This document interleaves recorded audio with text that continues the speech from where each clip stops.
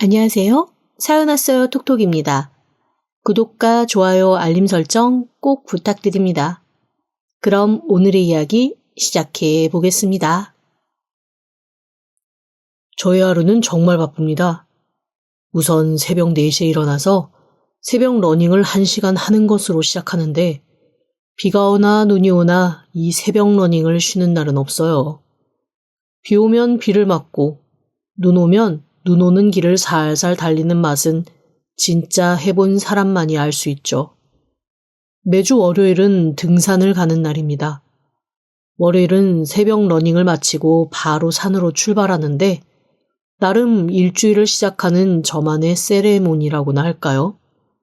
마음 먹고 근교에 있는 산을 가지 않는 한 주변에 있는 산을 돌아가면서 오르는데 어쩌면 10번을 오르면 10번 다 다른 모습을 보여주는지 참 질리지도 않습니다. 그래서 등산이 매력적인가 봐요.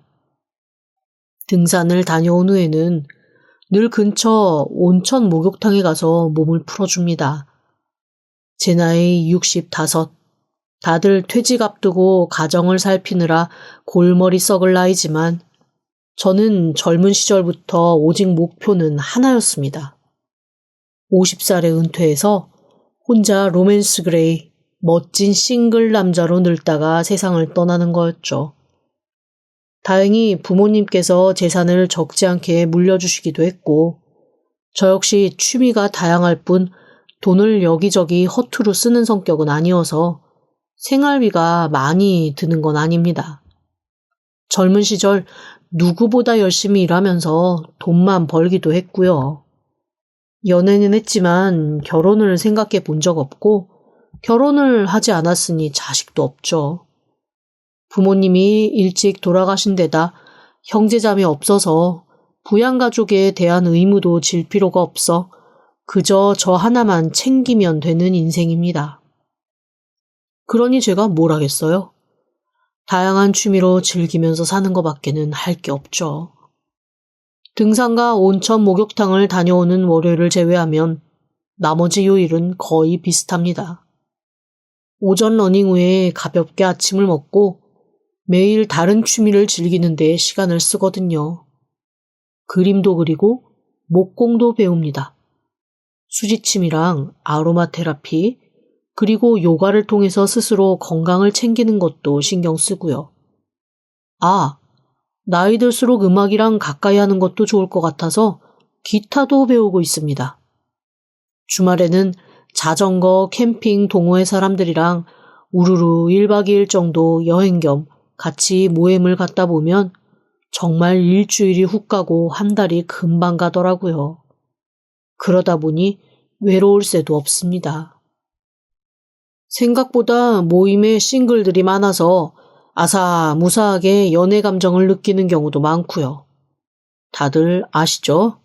연애라는 게 시작하기 전 서로 좋아하는 티를 조금 냈다가 숨기다가 하면서 설렐 때가 가장 짜릿한 시기라는 것을요. 일단 그게 지나가면 그때부터는 솔직히 현실이잖아요.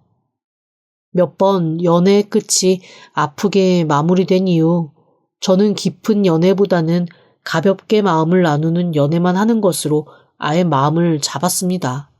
나름 좋더라고요.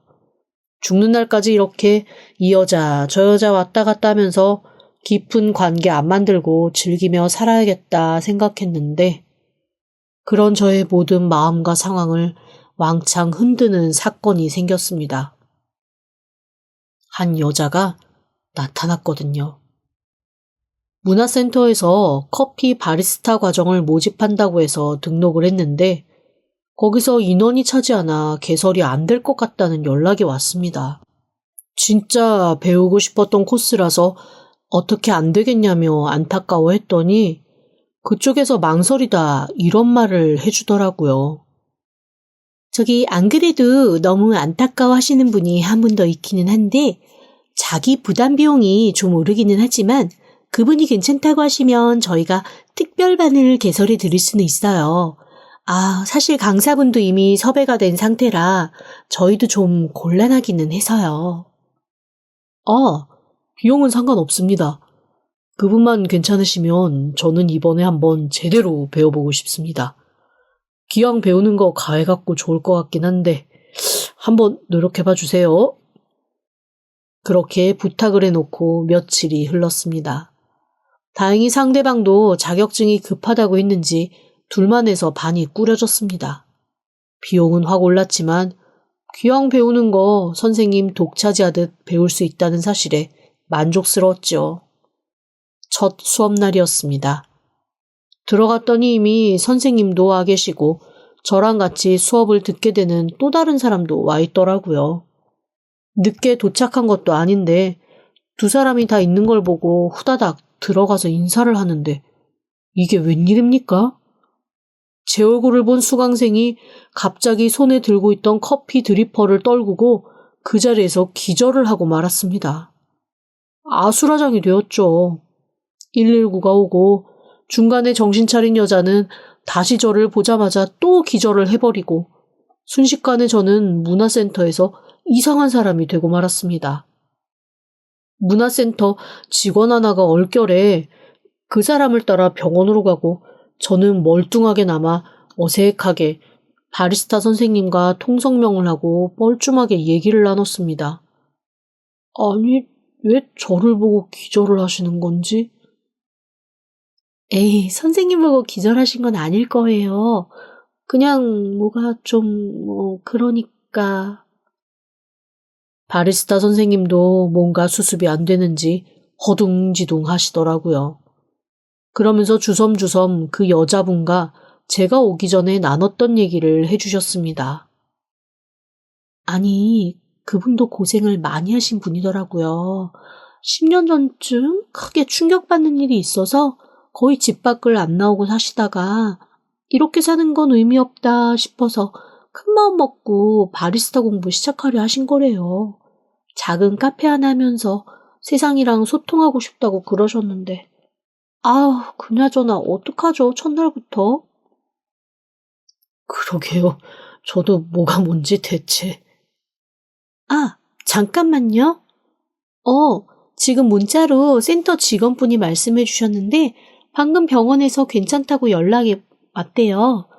그래도 뭔가 배우고 싶어서 오신 건데 첫날부터 그냥 가시는 거 좀 서운하니까 우리 다양한 원두의 향 한 번만 맡아보고 갈까요? 그렇게 제 마음을 편하게 해주려고 애쓰시는 바리스타 선생님과 어색하게 첫 수업을 마치고 집으로 돌아왔습니다. 그런데 영 마음이 이상하더라고요. 문화센터에 물어봤지만 개인정보라서 전화번호도 알려줄 수 없다고 하고 이렇게 다음 수업을 가면 더 어색해질 것 같아서 가만히 있을 수가 없었습니다. 그래서 무작정 일단 병원으로 가봤어요. 퇴원을 했다면 할 수 없지만 혹 아직 병원에 있다면 간호사 통해서 사과라도 전하고 싶었거든요. 병원에 도착해서도 사실 좀 망설였습니다. 이 큰 병원에서 찾을 길도 막막하고 그렇다고 무작정 안내데스크 가서 물어볼 수도 없는 거고요. 그런데 그때 하늘에서 저를 도운 건지 제 눈앞에 그 여자가 다시 나타났습니다. 조금 힘없이 비틀거리는 듯 했지만 천천히 머리를 쓸어 넘기며 로비로 걸어 나오고 있더라고요. 조심스레 다가갔습니다. 저기요, 놀라지 마시고요. 또 기절하실까봐 겁이 나지만 잠시 얘기 좀. 뭐야, 당신. 아니, 저를 보고 갑자기 기절을 하셔가지고 제가 좀 당황스럽기도 한데 놀란 것도 있고 어쨌든 그래도 저 때문에 쓰러지신 거니까 사과는 드리고 싶어서요. 병원비라도 제가 내게 해주세요. 제가 계속 말을 하는 동안에도 그 여자분은 마치 귀신을 본 것처럼 저를 보며 아무 말씀도 안 하시더라고요. 어색한 침묵이 흐르고 그 침묵을 깬 건 여자분을 부르는 수납 데스크 직원의 목소리였습니다. 김경란님, 오셔서 수납하세요. 잠시만요. 저 돈 좀 내고. 아니요, 제가 내겠습니다. 그렇게 후다닥 수납 창고로 뛰어가며 저는 카드를 꺼내들었습니다. 김경란님 수납이요? 이 카드 저희 오픈카드로 등록되어 있는 카드인데 최병우님 맞으세요? 예, 맞습니다. 그걸로 그냥 결제해 주시면 됩니다. 이런저런 검사까지 다 해서 병원비는 20만 원이 조금 넘게 나왔더라고요.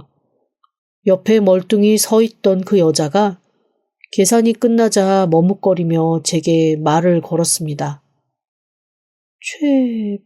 최병훈이에요? 성함이?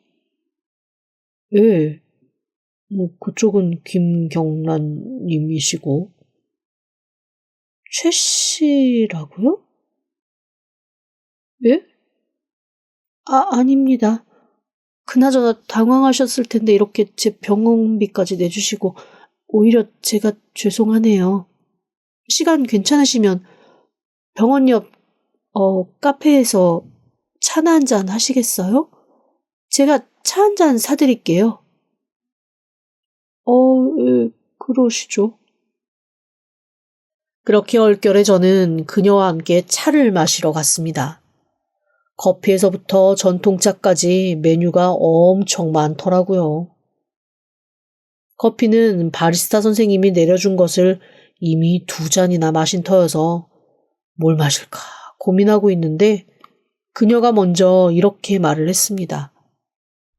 십전대보 유자차 어떠세요? 특이한 거 좋아하실 것 같은데. 사실 깜짝 놀랐습니다. 제가 남들이 안 하는 거 시도해보는 거 좋아하거든요. 안 그래도 십전대보차도 아니고 유자차도 아닌 십전대보 유자차가 있길래 저건 한번 마셔볼까? 혼자 고민하던 차에 그런 얘기가 날아오니 깜짝 놀라겠더라고요. 저 그거 마시고 싶은 거 어떻게 하셨어요? 좋습니다. 십전대보 유자차 마시겠습니다. 그렇게 저는 세상 특이한 차 한 잔을 그녀와 나누고 집으로 돌아왔습니다.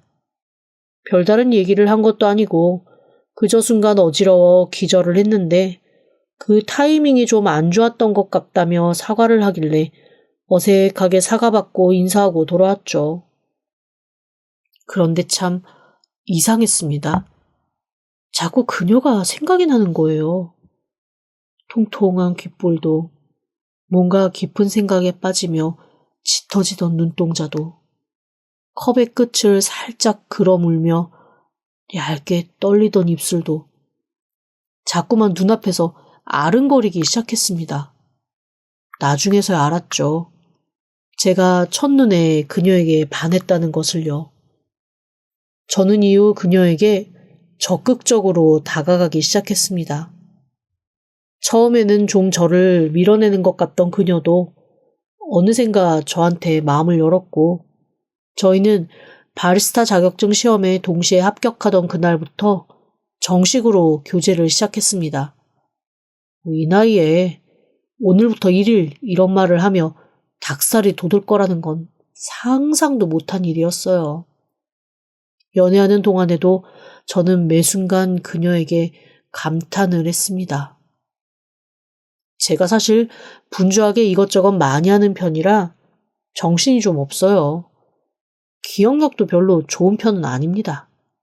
그래서 처음에 그녀와 연애할 때 그걸 가지고 조금 구박을 받긴 했어요.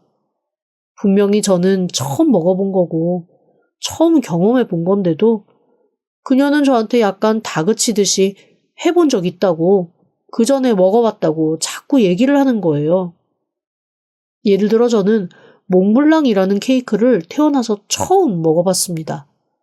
뭔가 국숫가락 같은 것이 동그랗게 꼬불꼬불 올라가 있는 모양이 신기하다고 했더니 그녀가 저한테 몽블랑 아니냐며 예전에 이 케이크 좋아한다고 하지 않았냐고 하는 거예요.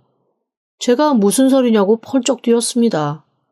그러자 그녀가 몽블랑 산을 닮았고 밤을 좋아해서 이 케이크도 좋아한다고 하지 않았냐고 아주 강력하게 얘기를 하더라고요. 그런데 사실 제가 꿈 중에 하나가 몽블랑을 오르는 것이기도 하고 밤도 진짜 좋아하거든요. 반은 저한테 딱 들어맞는 얘기를 하는데 또 절반은 전혀 기억이 나지 않는 얘기를 하니 저로서는 내가 진짜 그런 말을 했었던 적이 있나? 진짜로 내가 기억력이 안 좋아서 이런 걸 하나하나 기억을 못하고 있는 건가? 조금 혼란스러울 때도 많았습니다. 함께 여행을 갔다가 들어간 김치찌개집도 이 집 너무 맛있다고 하니까 예전에 와본 적 있지 않았냐고 또 그렇게 물어보더라고요. 아니야, 나 와본 적 없는데. 아니, 왜? 회사 다니면서 이쪽으로 출장 한번 온 적 있다며. 그때 이 집에서 먹고 너무 맛있었다고. 또 한 번 와야지라고 생각했다고 하지 않았어? 그런데 참 이상하죠? 저 회사 다닐 때 진짜 이 동네로 자주 출장을 왔었습니다. 그런데 아무리 생각해도 이 김치찌개집을 온 기억은 없거든요. 한편 또 이 동네에 올 때마다 뭔가를 되게 맛있게 먹었던 기억은 있습니다. 이런 식으로 제 기억의 총량이 100이라면 항상 저는 3에서 40% 정도 모자라게 기억을 하고 그녀가 얘기하는 게 꼭 그 제가 기억 못하는 3에서 40%인 것 같이 느껴지는 경우가 종종 있었던 거죠. 그러다 보니 자연히 저희는 그녀는 일거수일투족 모든 것을 기억하고 저는 항상 그녀의 말에 그런가 라며 고개를 갸웃거리는 사이가 되어버렸습니다. 나름 누구 한 사람 기억을 못하면 누구 하나라도 해서 다행이다라며 자유하던 어느 날 그녀가 저한테 이렇게 얘기하더라고요. 우리 젊은 나이도 아닌데 언제까지 이렇게 서로 가끔 만나 밥 먹는 연인 사이로 지낼 거야? 그러지 말고 우리 살림 합치자. 살림 합쳐서 서로 아플 때 돌봐주기도 하고 의지하면서 살아가는 그런 사이로 한번 늙어보자. 응? 사실 그녀의 말을 듣고 저는 뛸 듯이 기뻤습니다. 솔직히 그 얘기는 너무너무 제가 먼저 하고 싶었어요. 그런데 처음 연애 시작할 때 제가 나는 골드미스가 아닌 골드미스터로 늙는 게 꿈이다. 혼자 사는 게 꿈이었다. 같이 살아봐야 서로 속상할 일만 쌓이고 행복하게 살 수 있는 환경은 만들어질 수 없다. 이런 얘기를 밑밥으로 깔아놓은 바람에 함께 살자는 얘기가 목구멍 끝까지 나와도 참아하지 못하고 속만 끙끙 앓던 중이었거든요. 그런데 그녀가 먼저 그렇게 용기를 내서 같이 살자는 얘기를 해주니 정말 너무 행복했습니다. 세상 참, 나와 인연이 되는 사람은 정말 언제 어디서 어떻게 나타날지 모르는구나 라는 생각이 들더라고요. 제가 이렇게 뒤늦은 나이에 새삼스레 제 짝을 찾아 평생 한 번도 해보려고 생각도 안 했던 결혼 생각을 할 줄 이 세상 누가 알았겠습니까? 한 가지 아쉬운 건 제가 혼자 늙어가는 거 걱정하면서 갔다 오더라도 장가를 갔으면 좋겠다고 하셨던 부모님 살아생전에 그 소원 못 들어드린 거 그거 하나 조금 죄송할 뿐이지 지금이라도 인연을 만난 것에 저는 정말 감사하고 행복했습니다. 그렇게 저희는 연애한 지 1년도 채 되지 않아 결혼을 결심하고 살림을 합치기로 했습니다. 결혼식도 신혼여행도 다 생략하려다 여행은 가야 한다는 그녀 말에 신혼여행은 가기로 했죠. 사실 제가 여행을 그렇게 좋아하지는 않습니다. 이게 취미가 많은 사람이 여행을 안 좋아한다고 하면 사람들이 의아하게 생각하는데 조금 더 구체적으로 말하면 비행기를 타는 걸 별로 좋아하지 않습니다. 그 외 여행은 다 즐겨요. 캠핑도 좋아하고 트레킹도 좋아하고 다만 비행기 타는 걸 싫어할 뿐입니다. 근데 신혼여행은 비행기 타고 가야 되잖아요. 그게 영 마음에 안 당기더라고요. 그런데 그녀가 평생에 한 번뿐인 신혼여행 자기는 꼭 비행기 타고 가야겠다고 하는데 저희가 뭐 앞으로 함께 할 날이 젊은 사람들에 비하면 턱없이 부족하잖아요. 그 정도 소원은 들어줘야겠다라는 생각이 들더라고요. 그래서 정말 싫고 무서웠지만 비행기를 한번 타보기로 했습니다. 그녀가 가고 싶다고 한 곳은 인도네시아였어요. 그것도 인도네시아에 있는 수많은 무인도를 하나하나 투어하는 그런 코스가 있대요. 자기는 평생에 처음 투어가 너무 하고 싶었다며 꼭 거기를 가고 싶다고 허락만 해주면 자기가 알아서 다 예약하겠다고 하더라고요. 화려하고 멋진 도시를 돌아다니는 것보다는 섬 투어라고 하니 좀 아웃도어 같기도 하고 그 정도는 저도 즐길 수 있겠다 싶었습니다. 하긴 남들은 평생 그런 모험 한번 해보겠다고 일부러라도 시간 내서 가는데 저희는 신혼여행 겸 해서 겸사겸사 가는 거니 그래 차라리 낫다라는 생각도 들었거든요. 그러면서 좀 희한하다는 생각도 들었습니다. 보통 여자라면 쇼핑하고 화려하게 이쁘게 사진 찍을 수 있는 그런 데를 가고 싶어 할 텐데 어떻게 나랑 똑같이 아웃도어 좋아하고 모험할 수 있는 데를 신혼여행지로 고르는 거 보니까 우리가 인연은 인연인가 보다라는 생각도 들었습니다. 그렇게 저희는 저희 둘만의 소박한 언약식을 하고 신혼여행에 올랐습니다. 사실 결혼식도 저는 아내가 원하면 할 생각이었거든요.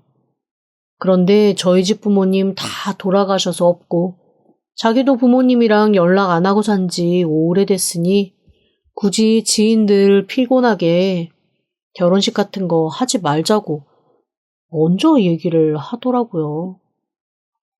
오히려 저희가 결혼식에 쓸 비용으로 지인들에게 우리 결혼했어요 라면서 선물이나 하나씩 보내는 게 훨씬 축복받을 거라고 하는데 그것도 또 제 마음에 쏙 들었습니다.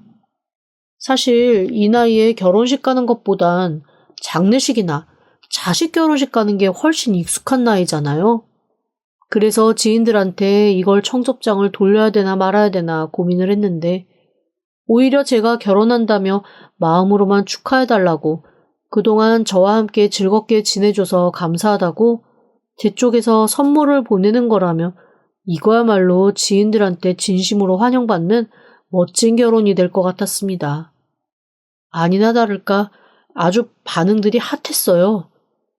제가 보낸 선물보다 몇 배는 비싼 선물을 되갚아서 보내주는 사람도 있었고 진심으로 결혼 축하하며 꼭 중간에 필요한 거 있으면 얘기하라고 말해주시는 분들도 많았습니다. 그렇게 저와 그녀는 여러모로 특이하게 결혼식을 하고 서로 살림을 합치기로 했죠. 딱히 시기랄 것도 없이 둘이서 사진관 가서 예쁜 옷 입고 사진 찍은 후에 바로 공항 가는 버스를 타고 인도네시아로 향했습니다.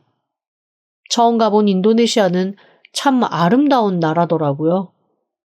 해외를 별로 나가보지 않아 이래저래 복잡한 게 많았지만 아내가 또 그런 거는 엄청 똘똘하게 빨리빨리 잘 찾더라고요.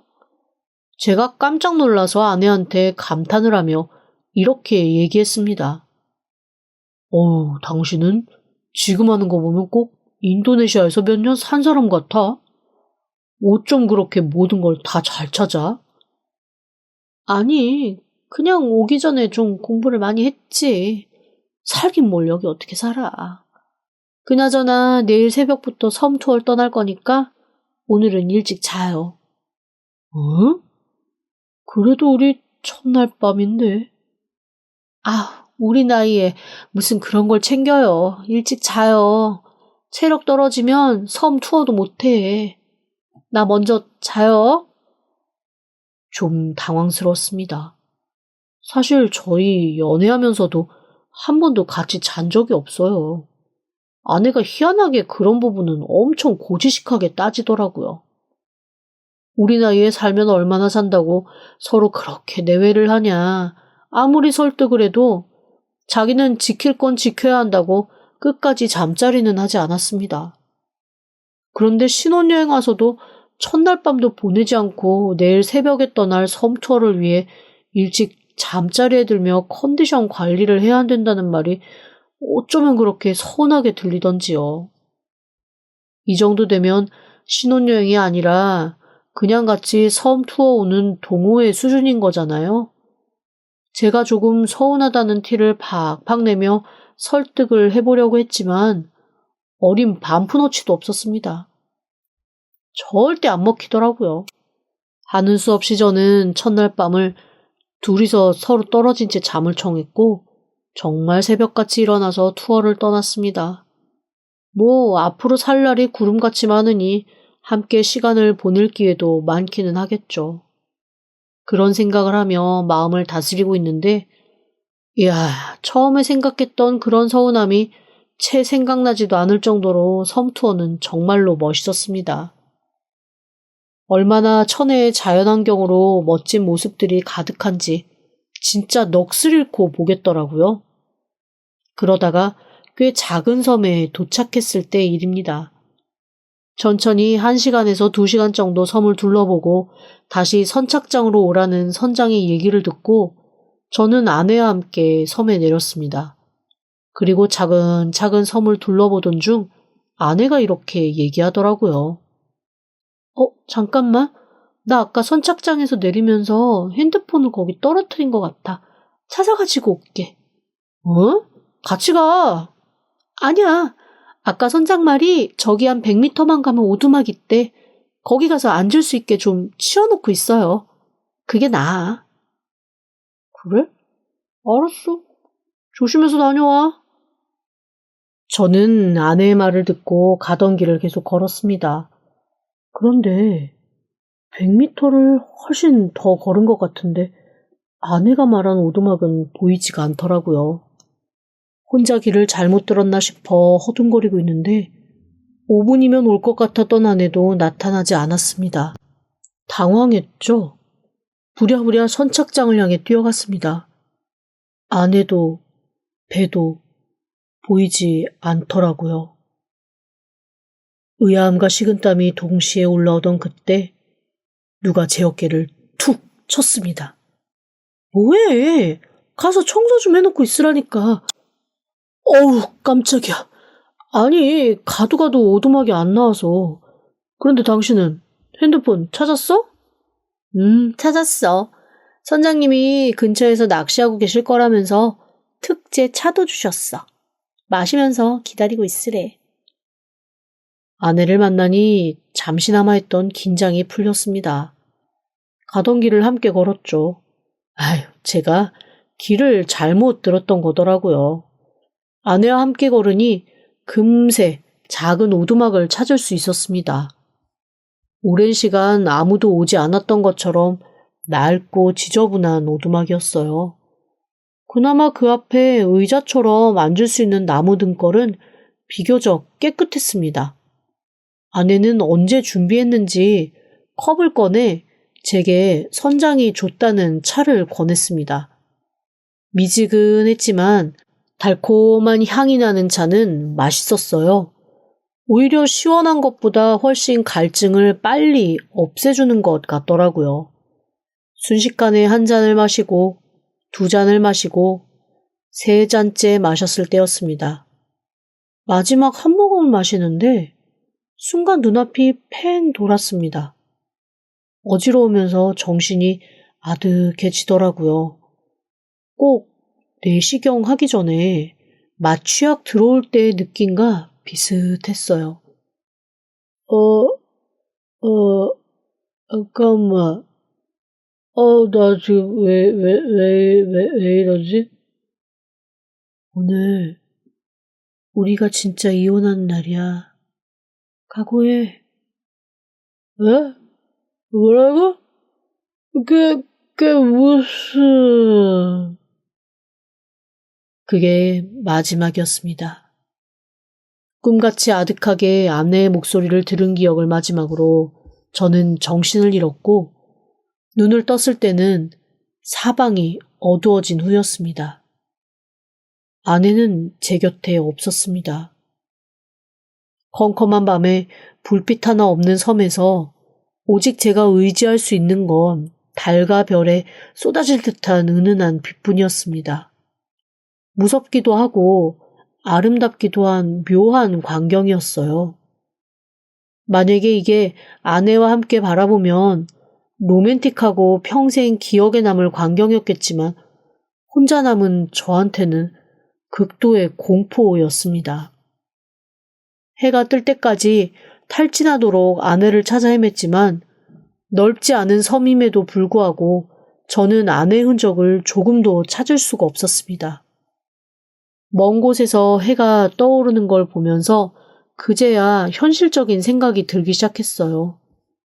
가장 믿고 싶지 않았지만 지금으로서는 아내가 저를 버리고 이 섬을 혼자 나간 것, 그게 제가 내린 결론이었습니다. 꿈인지 생시인지 모르게 아사무사하게 들은 오늘이 우리가 진짜 이혼하는 날이라는 그 말의 뜻도 헤아리기가 어려웠지만 일단 제가 처한 상황은 무엇보다 정확했으니까요. 일단 살아남아야 했습니다. 그런데 참 인생이란 아이러니하죠. 모든 사람이 뭐하러 그렇게 번잡하고 힘들게 사냐고 구박했던 저의 수많은 취미생활이 저의 생존에 이렇게까지 도움이 될 줄은 정말 몰랐습니다. 캠핑하면서 익혔던 다양한 부시크래프트들, 그리고 형님들이랑 등산하면서 주워들었던 식물, 먹을 수 있는 식물 찾는 것들, 아로마 테라피와 수지침, 그리고 다양한 운동선생님한테 들었던 자연에서 몸에 좋은 거 찾는 방법, 그런 것들을 하나하나 해나가면서 저는 먹을 것을 마련했고 물고기를 잡았고 물을 정수했습니다. 팔자에도 없는 로빈슨 크루소 생활이 시작됐죠. 그렇게 3일, 4일, 일주일이 지났습니다. 처음 3일은 그래도 희망을 가지고 있었어요. 뭔가 기절해 있는 나를 두고 나가서 누군가에게 도움을 요청하려고 아내가 나간 게 아닐까라는 헛된 희망도 한번 품어봤습니다. 하지만 일주일이 지나도록 섬에는 그 누구의 흔적도 없이 오롯이 바다와 저만 있을 뿐이었어요. 그 상황이 오고 나니 정말로 아내가 작정하고 이 섬에 저를 버리고 갔구나라는 게 강력하게 깨달아졌습니다. 살아남기 위한 투지도 그때부터는 점점 흐려지기 시작하더라고요. 그렇게 열흘쯤 지난 어느 날이었습니다. 자꾸 식은땀이 나고 불안감에 온몸이 떨려와 진짜 심장이 조여 죽을 것 같았습니다.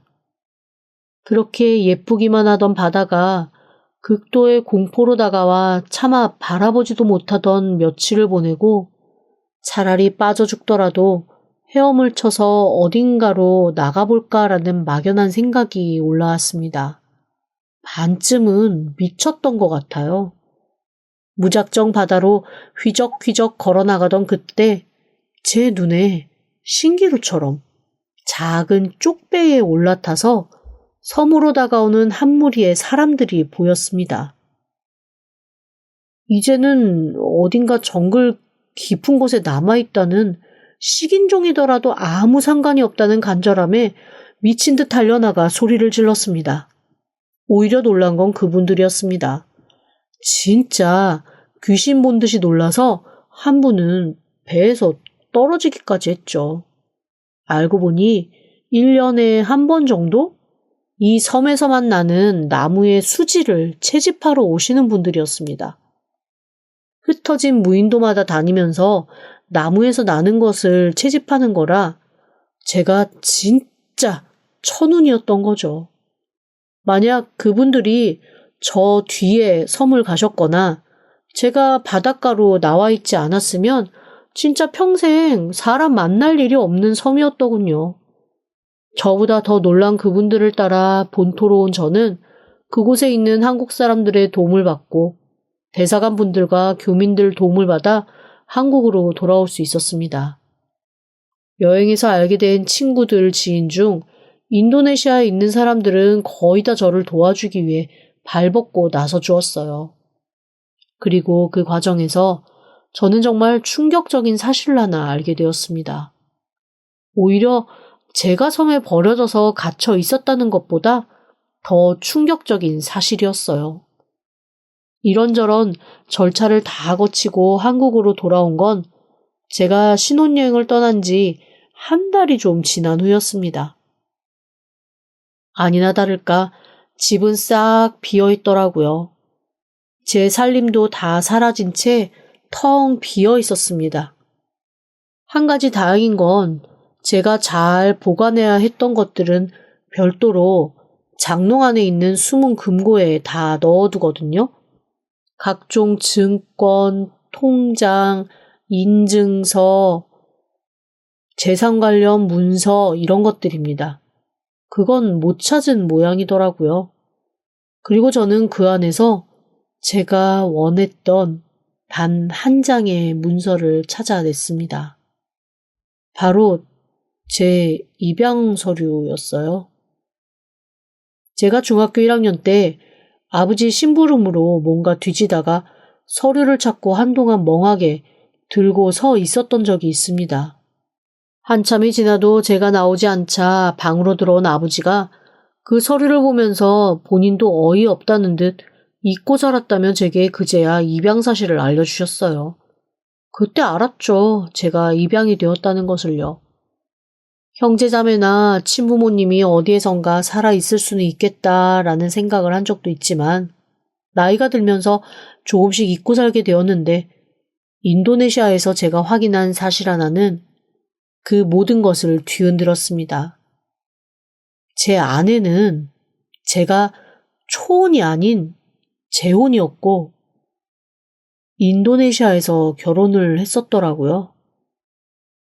그런데 10수년 전 결혼 사진 안에 있는 사람이 다름 아닌 저였습니다. 더 정확히 말하면 저를 꼭 닮은 어쩌면 저와 쌍둥이일 수도 있는 사람이었겠죠. 저는 한국으로 돌아오자마자 모든 것을 놓고 제 형제를 찾기 시작했습니다. 그리고 얼마 뒤 놀라운 사실을 알게 되었습니다. 아내와 결혼했던 그 사람은 해외로 입양 간 제 형제가 맞았습니다.